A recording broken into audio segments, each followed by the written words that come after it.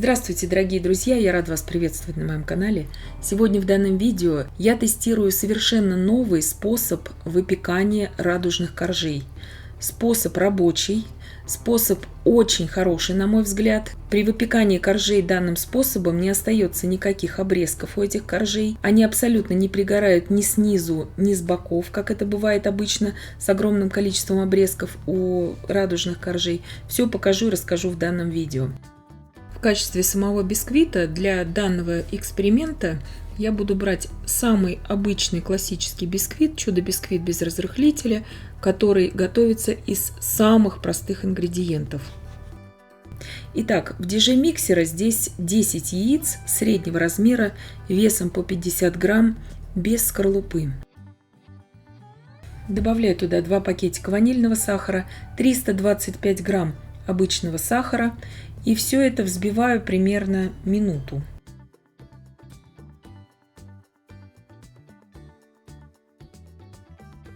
Также добавляю туда 25 грамм кукурузного крахмала. Это самый обычный бисквит, чудо-бисквит без разрыхлителя. И здесь минуту взбиваю на полном ходу миксера. Если у вас нет планетарного миксера, видео, как взбить подобный бисквит, есть на моем канале и ручным миксером. Ссылку я оставлю в описании к данному видео. На именно взбивание ручным миксером. На водяной бане я там делаю. 10 минут я взбивала на полном ходу миксера здесь. И вот такая устойчивая масса уже должна получиться, которая держит след от венчика. То есть масса должна обязательно держать след от венчика. И я ввожу туда на очень низкой скорости миксера 300 грамм просеянной пшеничной муки. То есть обычная мука здесь совершенно у меня. И ложками я ее ввожу, и она вся у меня разойдется. Вы можете также лопаткой перемешивать, если вы сомневаетесь.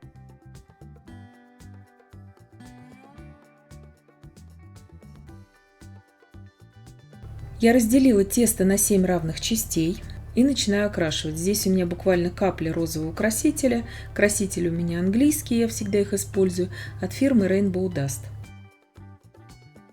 Здесь я провожу, в принципе, такое экстремальное тестирование, я бы сказала, для бисквитного теста, который, в принципе, может и осесть, но я вот буду вам показывать все как есть. То есть даже вот с бисквитным самым классическим тестом. Смотрите, какую конструкцию я беру для этого. То есть нижний противень у меня с очень горячей водой, можно сказать, с кипятком. Я только что налила туда из чайника, из кипящего. В этой воде плавает как бы второй противень, на котором стоят две формы. Формы у меня здесь для выпекания по 17 сантиметров в диаметре. Вот эта вот конструкция очень важна. И я буду сейчас по ходу видео, я объясню. Распределяю сейчас тесто, чтобы было ровно все. Духовка уже разогрета на 175 градусов Цельсия. Режим вверх-вниз без конвекции на среднем уровне буду выпекать 12 минут. То есть вода должна кипеть в этом нижнем противне. И вот этот пар, который будет испаряться из нижнего противня, он помогает именно выпеканию таких ровных и без пригорания коржей. Также я приготовила уже вторую партию. Вот так выглядит первая партия. Все последующие будут выглядеть гораздо лучше. Сейчас скажу свое замечание. Видите, идеально ровная снизу и с боков, без всяких пригораний.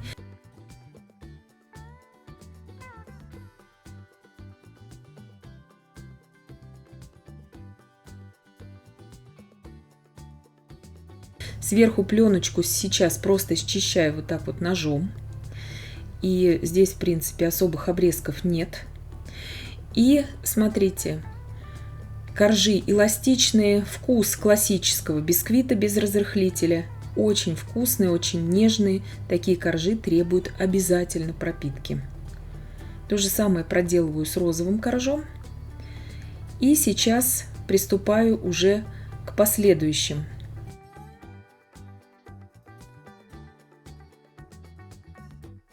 Отправляю уже третью партию коржей на выпечку сейчас. Все пеку по 12, может быть, в вашей духовке понадобится 15 минут. Видите, вторая партия коржей выпеклась уже более ровно, потому что количество пара, вот этого вот кипятка, который циркулирует в духовке, было уже больше, потому что все это было очень сильно разогрето. И я поняла то, что вот эта жидкость, которая должна быть в нижнем противне, она должна вот именно кипеть, когда мы ставим туда эти коржи. Не просто быть горячей, а именно кипеть. Я это тестирую.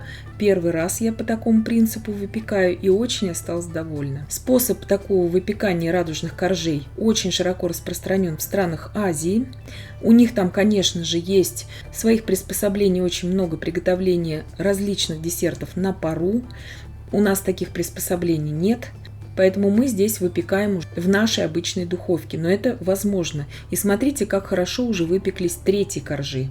Несмотря на то, что бисквитное тесто так долго стояло.